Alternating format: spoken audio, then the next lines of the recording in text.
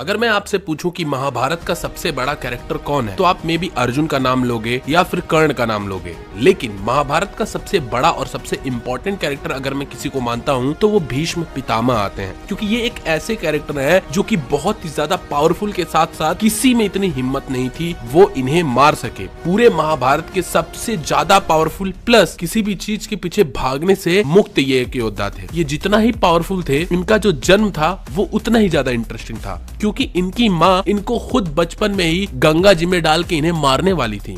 और तो और ये भीष्म पितामह का जो जन्म था ये कोई जन्म नहीं था, बल्कि एक पुनर्काल में एक राजा को मिले श्राप की वजह से हुआ था। और तो और भीष्म पितामह के 7 और भाई होने वाले थे, जिनको इनकी माँ ने गंगा जी में डाल के ऑलरेडी प्रवाहित कर दिया। लेकिन भीष्म पितामह ही क्यों मिल गए? इनका जन्म हुआ तो हुआ कैसे? इसके पीछे की पूरी कथा क्या है? क्योंकि जो भीष्म पितामह जी के पिता थे उनका भी कोई जन्म नहीं बल्कि एक श्राप था। आज के इस एपिसोड से हम असली महाभारत की कथा की शुरुआत कर रहे हैं कि महाभारत शुरू कहां से हुआ, क्योंकि ये है episode 2 of 1000 episodes of Mahabharat, जिसमें हम शुरू से अंत तक महाभारत की कथा को लेकर के चल रहे हैं। तो चलिए इस एपिसोड की शुरुआत करते हैं।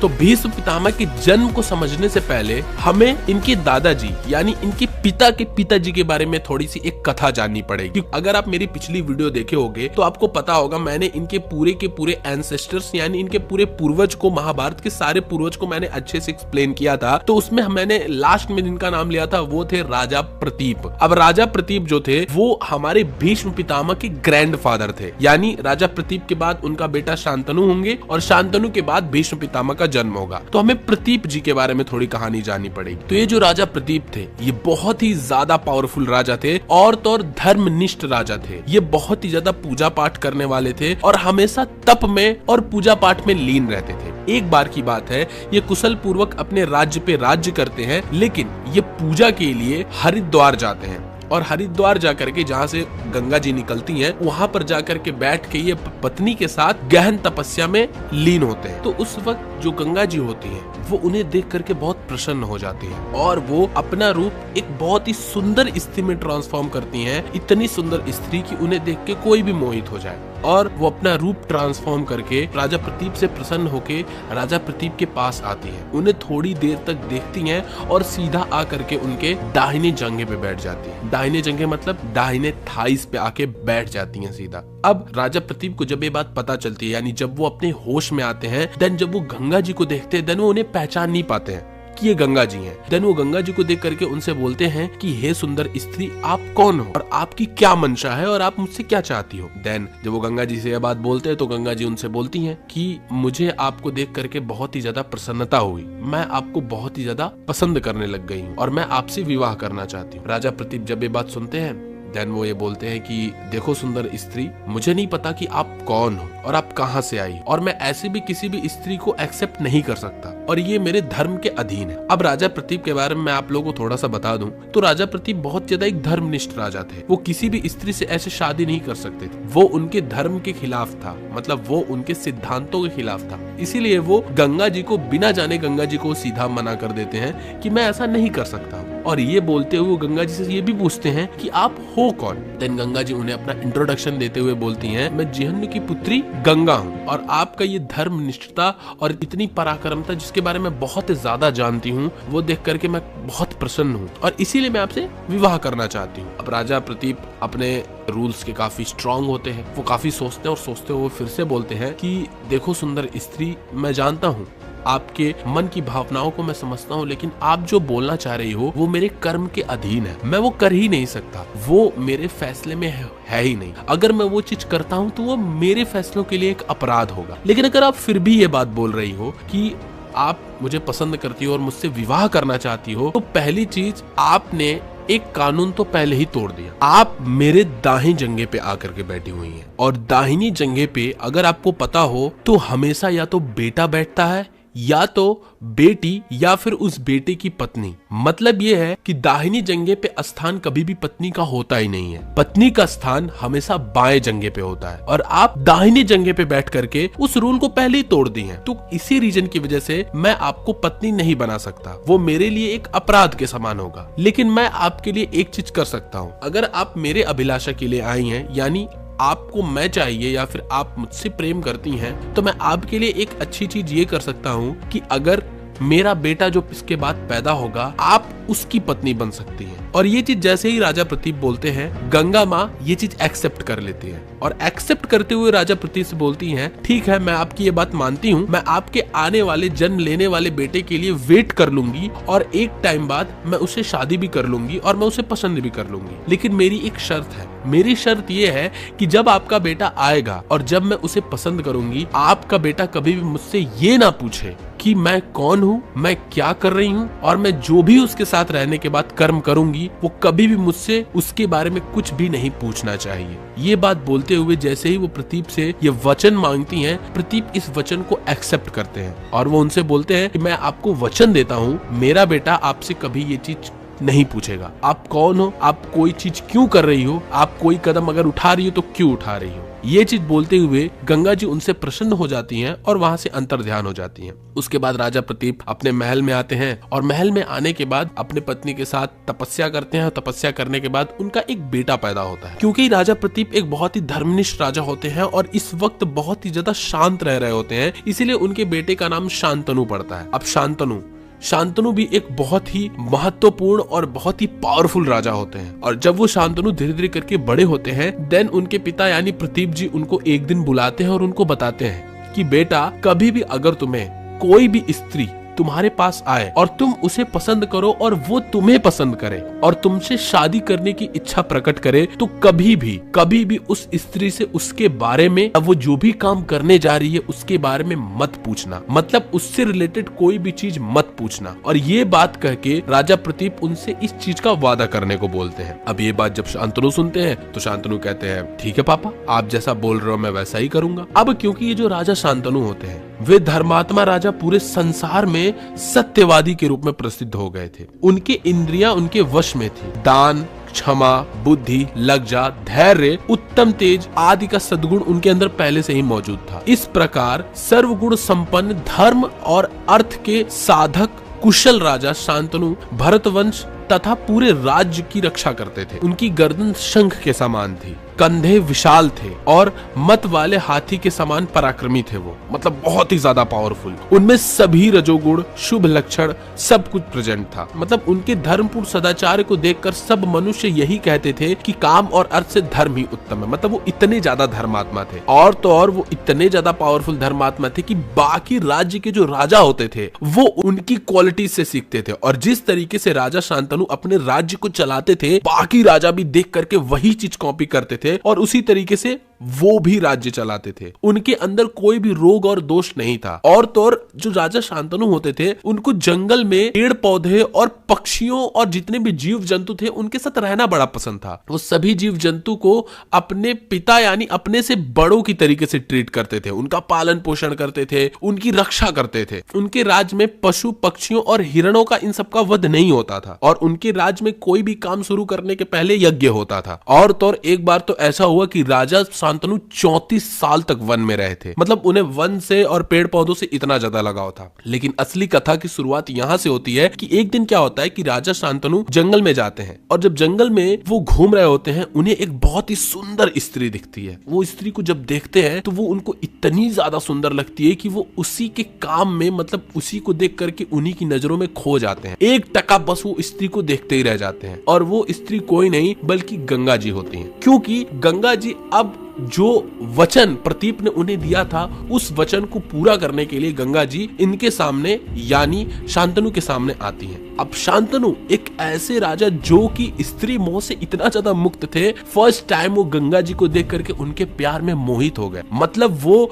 ऐसा मानो उन्हें ऐसा देख रहे थे कि वो उन्हें पी ही जाएंगे। लेकिन ये चीज देखने के बाद राजा शांतनु गंगा जी के पास जाते हैं और वो उनसे सीधे जाकर के बोलते हैं कि मैं आपको पसंद करने लगा हूँ और मैं आपको अपनी पत्नी बनाना चाहता दिखाता हूँ। गंगा जी भी उन्हें देख करके पसंद करने लग जाती हैं, क्योंकि गंगा जी का एक मोटो होता है जिसके बारे में अभी आगे आपको एक्सप्लेन करूंगा कि जितनी चीजें चल रही हैं, गंगा जी जितनी भी चीजें कर रही थी, ये सभी का एक लक्ष्य था। गंगा जी किसी भी चीज को रैंडमली नहीं कर रही। अब वो लक्ष्य क्या था, वो एम क्या था, वो अभी आगे आपको एक्सप्लेन मैं करूंगा। पर गंगा जी भी उन्हें पसंद करने लग जाती हैं। अब गंगा जी उनसे बोलती हैं, ठीक है मैं आपसे शादी तो कर लूंगी, लेकिन मेरी एक शर्त है। वो बोलते हैं, बताइए आपकी क्या शर्त है। तो गंगा जी बोलती हैं कि मैं आगे जाकर के कोई भी काम करूं और मैं कौन हूं, क्या हूं और कुछ भी आगे जाकर के करूं, आप इसके बारे में मुझसे कभी कुछ भी नहीं पूछेंगे, लेकिन जिस दिन आपने मुझसे ये चीज पूछा मैं आपको छोड़ करके चली जाऊंगी। तुरंत शांतनु को वो पॉइंट क्लिक हो जाता है कि उनके पिता ने भी एक ऐसी स्त्री के बारे में बात किया था जो कि ऐसी ही होगी। तब उनको समझ में आता है कि हाँ ये वही स्त्री है जिसके बारे में मेरे पिता ने भी बात की थी, मतलब मुझे इनसे शादी करनी चाहिए। अब राजा शांतनु काफी सोचने लगते हैं इसके बारे में कि कभी ऐसी सिचुएशन तो आएगी, हो सकता है कि मुझे इनसे कुछ ना कुछ पूछना पड़ जाए, या फिर कुछ ना कुछ सिचुएशन तो ऐसी आ सकती है। लेकिन राजा प्रदीप इतना ज्यादा उन्हें पसंद करने लगते हैं, पहली ही नजरों में इतने ज्यादा उनसे अट्रैक्ट हो जाते हैं, उनके इस वादे को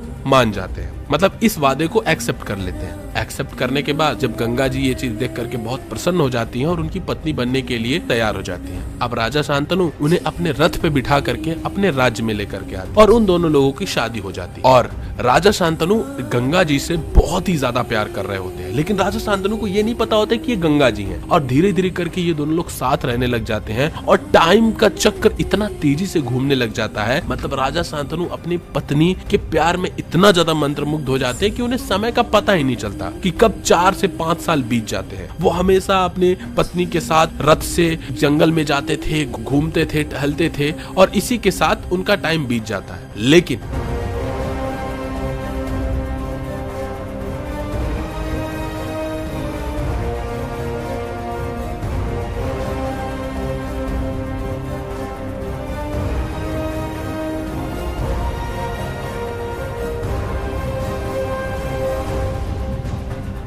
गंगा जी क्या करती हैं कि उस पुत्र को ले करके जाके अपने ही गंगा जी यानी जल वाले गंगा जी में नदी में ले जाकर के प्रवाहित कर देती हैं। और प्रवाहित करते हुए वो बोलती हैं, मैं तेरी प्रसन्नता का कार्य करती हूँ। और ये बात बोल करके वो उस पुत्र को उस पानी में डाल देती है। अब ये चीज देख करके शांतनु काफी कंफ्यूज हो जाते हैं कि ये स्त्री ऐसा कर क्यों रही है, ये अपने ही बेटे को कैसे उस पानी में डाल सकती है। सिंपली बोलूं तो अपने बेटे को ये कैसे ही मार सकती है। लेकिन शांतनु कुछ भी बोल नहीं पाते, शांतनु कुछ भी पूछ नहीं पाते, क्योंकि शांतनु को यही डर था कि अगर वो पूछ लेंगे कि ये तुम क्या कर रही हो तो गंगा जी उन्हें छोड़ के चली जाएंगी। इसी तरीके से दूसरा पुत्र पैदा होता है। वो दूसरे पुत्र को भी नदी में ले जाती हैं और बोलती हैं कि ले मैं तेरे प्रसन्नता का कार्य करती हूँ करके उस बच्चे को भी नदी में सिरवा देती है। शांतनु फिर दुखी हो जाते हैं, लेकिन वो कुछ पूछ नहीं पाते। तीसरा पुत्र पैदा होता है। फिर वो तीसरे पुत्र को उठाती हैं, नदी में ले जाती हैं और नदी में सिरवाते हुए बोलती हैं कि ले मैं तेरे प्रसन्नता का कार्य करती हूँ। शांतनु अंदर से टूट जाते हैं, बिखर जाते हैं, हर्ट हो जाते हैं कि ये औरत ऐसा कर क्यों रही है, ये अपने ही पुत्रों को ऐसे नदी में क्यों डाल रही है। लेकिन उन्हें कुछ समझ में नहीं आता और वो कुछ पूछ भी नहीं सकते थे, क्योंकि उनके पिता का भी वचन था, प्लस अपने पत्नी से वो इतना प्यार जो करते थे, अपने वचन को तो कभी तोड़ ही नहीं सकते थे वो, क्योंकि धर्मनिष्ठ राजा थे और वो अपने बाउंड्रीज से काफी बंधे हुए थे, तो कुछ कर नहीं सकते थे। ऐसे ही चौथा पुत्र पैदा होता है। उनके साथ भी गंगा जी सेम करती हैं। पांचवें पुत्र के साथ भी सेम, छठवें पुत्र के साथ भी सेम, यहाँ तक कि सातवां पुत्र पैदा होता है तो उसको भी उठाती है गंगा जी, नदी में जाती है और नदी में प्रवाहित करते हुए बोलती हैं कि ले मैं तेरे प्रसन्नता का कार्य करती हूँ। उस भी पुत्र को प्रवाहित कर देती और यहाँ तक जाते जाते पूरा राजा शांतनु अंदर से टूट चुके होते हैं कि अब ये ऐसा कर क्यों रही है। उनको लगता है कि मेरा वंश तो निर्वंश हो जाएगा अगर ऐसे चलता रहा तो। और जैसे ही उसके बाद राजा शांतनु का 8वां पुत्र पैदा होता है और जैसे ही गंगा जी उस पुत्र को उठाती हैं, वो उसे देख के मुस्कुराने लगती हैं उस पुत्र को, और फिर से गंगा जी उस पुत्र को नदी की तरफ ले जाने लगती हैं। और इस बार कृपया रुक जाइए देवी। वो एकदम गुस्से में आ जाते हैं। वो जो हेट्रेड पिछले 7 पुत्रों का जो हेट्रेड, जो उनका दिल टूटा हुआ होता है, जो उनके कलेजे पे पत्थर होता है, वो अब फाइनली हटता है और अब वो ये बोलते हैं कि ओ स्त्री, तू इस बालक का वध मत कर। तू किसकी कन्या है? तू कौन है? तू क्यों अपने बेटे को मारना चाहती है? अरे ओ पुत्र घातनी, तुझे पुत्र हत्या का जरा सा भी अफसोस नहीं है क्या?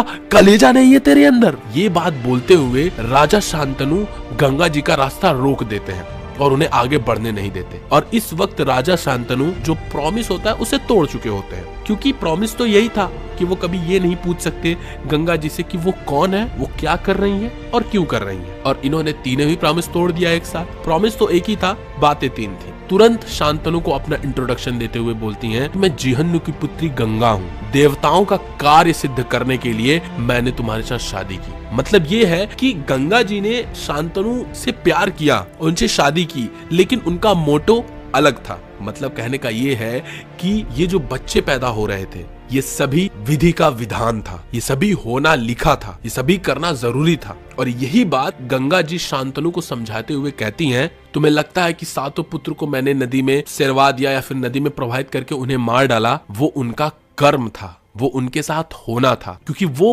पुत्र तो थे तुम्हारे, लेकिन वो कोई मनुष्य नहीं थे बल्कि वो देवता थे, उन्हें श्राप मिला। और तो और तुमने भी मनुष्य का अवतार तो लिया है, लेकिन तुम इससे पहले एक बहुत बड़े राजा थे और भगवान ब्रह्मा ने तुम्हें श्राप दिया है और उसी श्राप को खत्म करने के लिए तुमने जन्म लिया है। और ये बात सुन करके राजा शांतनु काफी कंफ्यूज हो जाते हैं। वो कहते हैं, कौन सा श्राप, कौन सा जन्म, क्या था वो वादा और आपका क्या कर्तव्य था। और ये बात वो जैसे बोलते हैं, तुरंत गंगा जी उन्हें इतिहास समझाना शुरू करती हैं कि कई युगों की बात है। एक बार क्या होता है कि एक राजा होते हैं जिनका नाम होता है महाभीष। वो भी बहुत ही ज्यादा धर्मात्मा और सत्यनिष्ठ राजा होते हैं और वो बहुत ही ज्यादा यज्ञ करके अपने राजपाठ कंप्लीट करके जब वो मरते हैं तो उन्हें स्वर्ग की प्राप्ति होती है। अब जब उन्हें स्वर्ग की प्राप्ति होती है तो वो ब्रह्मा जी के पास जाते हैं ब्रह्मा जी की सेवा करने के लिए। और उस वक्त और भी कई देवता वहां पे प्रेजेंट होते हैं ब्रह्मा जी की सेवा करने के लिए। और उसी वक्त यही गंगा जी वहां पर आई हुई होती है और उस वक्त हवा चल रही होती है, जिसकी वजह से गंगा जी की सफेद साड़ी जो होती है, क्योंकि वो स्त्री फॉर्म में होती है, वो थोड़ी सी साड़ी नीचे की तरफ सरक जाती है। बाकी देवता अपनी नजरें नीचे झुका लेते हैं, लेकिन ये जो महाभीष राजा होते हैं वो अपनी नजरें नीचे नहीं झुकाते हैं और वो इसी गंगा जी को एक टक करके देखने लग जाते हैं। अब जो उनको एक टक से वो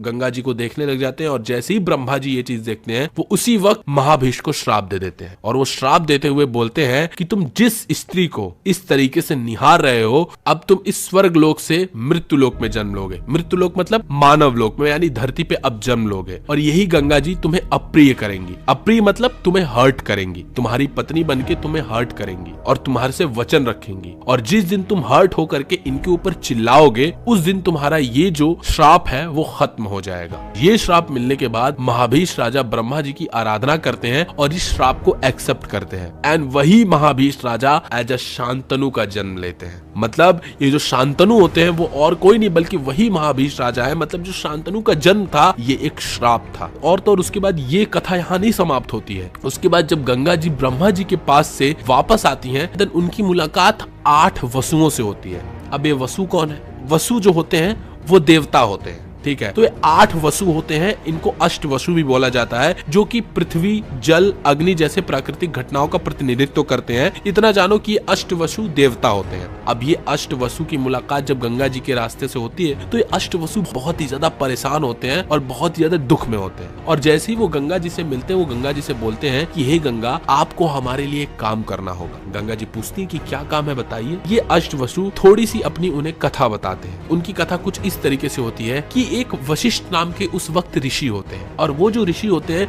उनका एक बहुत बड़ा आश्रम होता है। वरुण जी के पुत्र जो होते हैं वो वशिष्ठ थे, तो वरुण जी के पुत्र एक ऋषि होते हैं, उनका एक बहुत बड़ा आश्रम होता है और वो इतना सुंदर आश्रम होता है, पर्वतराज मेरु के पार्श्व भाग में उनका आश्रम जो है स्थित होता है। अब वो जो आश्रम था वो इतना ज्यादा ब्यूटीफुल था, वो पक्षियों उक्षियों से पूरा भरा हुआ था। और तो और वहां पर फूल पत्तियां, मतलब बहुत ही ज्यादा सुंदर आश्रम था और पेड़ पौधे वहां पर बहुत सारे थे। तो ये 8 वसु अपनी पत्नियों के साथ उसी आश्रम में घूमने के लिए जाते हैं। लेकिन उस आश्रम में जब वो घूमने के लिए जाते हैं, क्योंकि उसकी सुंदरता बहुत ज्यादा होती है, वहां पर एक गाय होती है और ये कोई ऑर्डिनरी गाय नहीं होती है बल्कि ये कामधेनु गाय होती है। और ये एक ऐसी गाय होती है जिसे वशिष्ठ ऋषि की सबसे प्रिय गाय होती है। क्योंकि अगर तुम मेरी पिछली वीडियो देखे होगे तो तुम्हें पता होगा कि राजा दक्ष प्रजापति की 13 बेटियां होती हैं और इन्हीं 13 पुत्रियों से ही सभी के सभी जितने भी जीव है इस धरती पे सबका जन्म होता है। तो उसमें से एक बेटी होती है जिनका नाम होता है सुरभि। जब उनका विवाह कश्यप से होता है, उन्हीं कश्यप ऋषि से यही गाय उत्पन्न होती है, जो कि पूरे वर्ल्ड के कल्याण के लिए बनी हुई होती है। और ये कामधेनु गाय होती है और इनका नाम होता है जीत जीतवती। और ये कोई ऑर्डिनरी गाय नहीं होती है, जैसा मैंने पहले ही बोला। इन गाय को बनाया ही गया होता है कि पूरे के पूरे उस आश्रम का और इस पूरे वर्ल्ड का कल्याण करे। मतलब कोई भी ऋषि को अगर इस आश्रम में तपस्या करनी होती है या किसी भी चीज की नीड होती थी, तो ये गाय उस चीज को प्रोवाइड कर देती थी। चाहे वो खाने की नीड हो, चाहे वो यज्ञ के सामान की नीड हो, मतलब किसी भी चीज की नीड होती थी, तो एक गाय इतनी पावरफुल गाय थी कि वो चीज एक कामधेनु गाय, गौ माता, सिंपली बोलिए गौ माता प्रोवाइड करा देती थी। इसीलिए इन गौ माता की बहुत ही ज्यादा वैल्यू थी और बहुत ही ज्यादा इंपॉर्टेंट थी। लेकिन होता क्या है, ये जो देव लोग होते हैं वो जब जाते हैं और इस गौ माता को उस आश्रम में देखते हैं, क्योंकि उस वक्त जो ऋषि होते हैं, मतलब जो वशिष्ठ ऋषि होते हैं, वो अपने गहन तपस्या में लीन होते हैं, तो अष्टवसु उनसे मुलाकात नहीं कर पाते, उनको देख नहीं पाते, उनसे मिल नहीं पाते। देन वहां पे वो विचरण कर रहे होते हैं। लेकिन ये अष्टवसु अपने पत्नियों के साथ उस आश्रम में घूम रहे होते हैं। यानी अष्टवसुओं में से एक की पत्नी को ये गाय दिखती है और वो पत्नी इन गाय को देख करके बहुत ही ज्यादा मंत्रमुग्ध हो जाती है। मतलब उनको गाय इतनी ज्यादा पसंद आती है क्योंकि ये गाय दिखने में भी बहुत प्यारी होती है और इसके थन जो होते हैं वो बहुत ही ज्यादा बड़े बड़े होते हैं। तो उसमें से उनकी एक पत्नी अष्टवसु की, मतलब 8वें जो वसु होते हैं, उनकी पत्नी ये बोलती है, इस गाय के थन का दूध कोई पिएगा तो वो 10,000 साल तक जिंदा रहेगा। और ये बात बोलते हुए वो अपने पति से ये तक बोलती है कि मुझे ये गाय का दूध चाहिए, क्योंकि पृथ्वी लोक पे मेरी एक सखी है जिसका नाम है जीतवती। वो बहुत ही ज्यादा सुंदर है और बहुत ही ज्यादा अच्छी है और मैं चाहती हूँ कि मैं इस गाय का दूध उनको पिला पाऊं, जिससे कि वो मेरी जो सखी है वो इतने साल तक जीवित रहे। क्योंकि अब ये पूरे देवता थे तो इनको एज का उतना मैटर नहीं करता, इसीलिए इनकी जो पत्नी होती है वो जब इन गाय की मांग करती हैं तो उसमें से ये जो 8वें वसु होते हैं जिनका नाम होता है देव वसु क्या करते हैं, वो इस गाय को बिना सोचे कि वशिष्ठ ऋषि की प्रिय गाय है, इनको नहीं छूना चाहिए या इनके साथ कुछ भी छेड़खानी नहीं करनी चाहिए, बिना कुछ सोचे समझे इस गाय को चुरा लेते हैं। और ये लोग इस गाय को चुरा करके लेके वहां से चले जाते हैं। अब जब वशिष्ठ ऋषि का ध्यान खुलता है और वो इधर उधर घूमने लग जाते हैं और अपनी गाय को ढूंढने लग जाते हैं, उनको उनकी गाय नहीं मिलती है। अब वो पूरा दिन ढूंढते हैं, उनको अपनी गाय नहीं मिलती है। फिर वशिष्ठ ऋषि अपने ध्यान लगाते हैं और अपने पावरफुल ध्यान से जब वो मतलब अपने विजन से देखते हैं, एक्स्ट्रा विजन से, देन उन्हें पता चलता है कि जो अष्टवसु लोग थे वो बिना पूछे उनकी इस गाय को चुरा करके लेके चले गए। और ये चीज देख करके वशिष्ठ ऋषि बहुत ही ज्यादा गुस्सा हो जाते हैं और वो उसी तरफ शाप देते हैं कि ये जो अष्टवसु लोग हैं, ये जिस गाय को जिस तरीके से चुरा करके लेकर के गए हैं, केवल उसके दूधों के लिए अब इन अष्टवसुओं को पृथ्वी लोक पे जन्म लेना पड़ेगा। मतलब इन वसुओं को देवता से मानव रूप में जन्म लेना पड़ेगा। और जो धरती लोक था उसे एक्चुअली मृत्यु लोक भी बोलते हैं। मृत्यु लोक इसलिए क्योंकि एक टाइम सर्टन होता है, हम लोगों का एज होता है, इसके बाद हम लोग मर जाएंगे। तो अब इन्हें मृत्यु लोक पे जन्म लेना पड़ेगा। अब ये देवता नहीं रह जाएंगे, इन अष्टवसुओं को मृत्यु लोक पे जन्म लेना पड़ेगा। और जैसे ही इन अष्टवसुओं को श्राप मिलता है, अष्टवसु बहुत डर जाते हैं। ऑब्वियसली डर जाएंगे कि उनकी देवता से सीधा उनको अब नर में डाल दिया गया, नर की कैटेगरी में डाल दिया गया। अब अष्टवसु हाथ जोड़ते हुए सीधा वशिष्ठ ऋषि के पास जाते हैं और कहते हैं, मुझे माफ कर दीजिए, मुझे माफ कर दीजिए, मुझसे गलती नहीं होगी, प्लीज मुझे माफ कर दीजिए। तो वशिष्ठ ऋषि बोलते हैं कि ये सब तो आपको ये कर्म करने से पहले सोचना चाहिए था ना। आपने जरा सा भी ये चीज नहीं सोचा कि आप किसी के भी कोई भी चीज को बिना परमिशन के, ऑब्वियसली ये तो नॉर्मल डेज की बात है, बिना पूछे आप चुरा लिए, आप देव होके ऐसा कर रहे हो। लेकिन अब वशिष्ठ ऋषि अपने जो वचन थे उस पे अडिग थे। उन्होंने बोला कि मैं इस श्राप को वापस नहीं ले सकता। लेकिन हाँ, क्योंकि ये 8 वसु थोड़ा वशिष्ठ ऋषि को खुश कर देते हैं, तो वशिष्ठ ऋषि बोलते हैं कि ठीक है, मैं एक चीज कर सकता हूँ, मैं आपके इस शाप को थोड़ा सा मॉडिफाई कर सकता हूँ और मैं कुछ इस तरीके से कर सकता हूँ कि आप 8 धरती लोक पे जन्म तो लोगे, लेकिन उसके बाद गंगा जी आप सभी को आपको अपने अंदर प्रवाहित करके आपको उस नर से मुक्त कर देंगे। मतलब आप उसी वक्त मुक्त होकर के वापस देवता बन जाओगे। अब 8 वसु काफी खुश हो जाते हैं। लेकिन इसमें से जो 8वां वसु होगा, जिन्होंने गाय एक्चुअली चुराई थी, उनके साथ ये नहीं होगा। आप में से केवल 7 ही लोग ऐसे होंगे जिनको गंगा जी अपने अंदर, यानी गंगा जी के जल में सिरवा करके प्रवाहित करके वापस से आपको स्वर्ग के लिए मुक्त कर देंगी। लेकिन जो 8वां वसु होगा वो धरती पे ही रहेगा और वो उसी मृत्यु लोक में जिएगा, मतलब धरती पे ही जन्म लेगा और जिएगा, और वो बहुत ही ज्यादा पराक्रमी होगा। और तो और पराक्रमी के होने के साथ साथ वो निर्वंश रहेगा, मतलब उसकी कभी शादी नहीं होगी, ना ही कोई उसका पुत्र होगा। और ये श्राप दे करके वशिष्ठ ऋषि उन 8 देव को, मतलब उन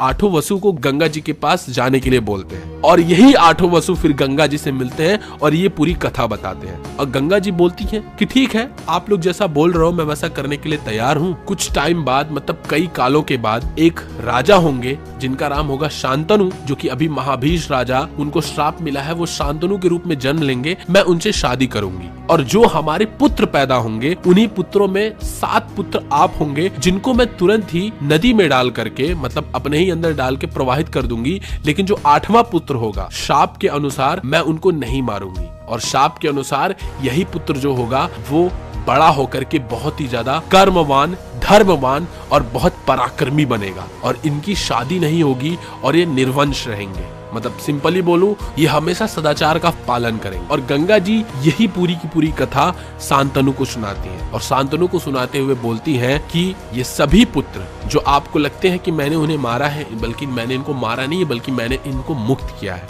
ये 8वां पुत्र और कोई नहीं बल्कि उन 7 देवताओं का अंश है। ये पुत्र बहुत ही ज्यादा पराक्रमी बनेगा, और क्योंकि ये मेरे कोख से पैदा हुआ है, इसीलिए आप इनका नाम गंगा दत्त रखना। और तो और ये आपके जो पुत्र होंगे ये बहुत ही ज्यादा पराक्रमी और बहुत ही ज्यादा पावरफुल होंगे, और यही महाभारत के एक बहुत ही इंपॉर्टेंट कैरेक्टर बनेंगे, और इसीलिए ये भीष्म पितामह कहलाएंगे। और ये इनकी कोई भी शादी नहीं होगी और ना ही इनका कोई पुत्र होगा, लेकिन फिर भी ये सबसे ज्यादा पावरफुल होंगे। इनके अंदर हर वो गुण, हर वो पराक्रम और हर वो वेपन आर्मर्स का नॉलेज होगा जो किसी को भी नहीं है। और इस तरीके से भीष्म पितामह का जन्म होता है। लेकिन इसके बाद गंगा जी शांतनु से ये बोलती हैं कि मैं आपको ये पुत्र अभी नहीं दे सकती, अभी ये पुत्र बहुत ही ज्यादा छोटा है, इसे मैं अपने साथ लेकर के जा रही हूँ और मैं इसका पालन पोषण करूंगी। लेकिन कुछ वक्त बाद जब ये पुत्र बड़ा हो जाएगा, मैं खुद आकर के ये पुत्र आपको सौंप दूंगी। और ये बात बोलते ही गंगा जी अंतर्ध्यान हो जाती है। तो अब इसके आगे गंगा जी किस तरीके से भीष्म पितामह का पालन पोषण करती हैं, और शांतनु इसके बाद दुखी हो जाते हैं और आगे चल के शांतनु को कैसे उनका काम अब आगे क्या करेंगे, और क्या भीष्म पितामह की जिंदगी में और भी ज्यादा श्राप है, इन सभी के बारे में आंसर इसके तीसरे एपिसोड में ही आपको मिलने वाला है। खैर, ये एपिसोड आपको कैसा लगा कमेंट्स में जरूर बताइएगा। और हाँ, पहला एपिसोड अगर आपने नहीं देखा है, जिसमें मैंने पूरे इतिहास के बारे में बात की है, महाभारत के पूरे पीढ़ियों के बारे में बात की है, यहाँ पे वीडियो आ रही है, इस पूरे प्लेलिस्ट को जाके एक बार वॉच कर लीजिए। अगला एपिसोड में मिलते हैं, तब तक के लिए जय श्री कृष्ण।